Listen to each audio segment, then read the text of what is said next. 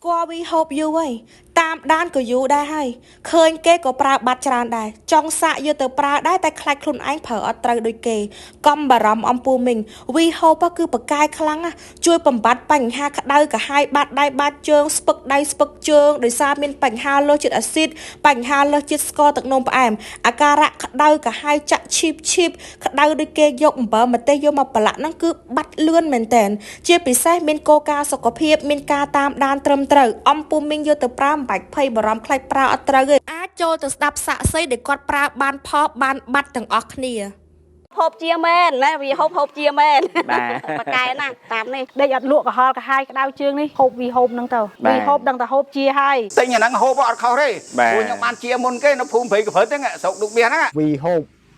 ឲ្យជាវីហូបនេះហូបទៅជាហើយដូចខ្ញុំខ្ញុំអស់ខំហើយឥឡូវខ្ញុំជាហើយនេះវីហូបនេះល្អណាស់ប្រើទៅបងប្អូនអើយទើសជាតិស្ករ400ជាងចុកដៃចុកជើងឆ្ពឹកដៃឆ្ពឹកជើងឈឺចកេះឈឺឆ្អឹងខ្នងខ្ញុំគេងអត់លក់ឥឡូវខ្ញុំហូបវីហូបនេះឥឡូវបានជាដាច់ហើយជាដាច់ចាជាដាច់ហើយវីហូបជាមែនណាវីហូបជាមែន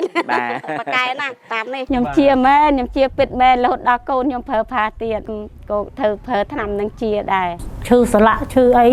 នេះវីហូមនេះខ្លាំងពិតប្រកបមែនបកកែពិតប្រកបមែនខ្ញុំហូបអស់តែ4គ្រាប់ខ្ញុំធូរខ្ញុំដឹងធូរអស់តែ4គ្រាប់ធូរអស់2កញ្ចប់ខ្ញុំជា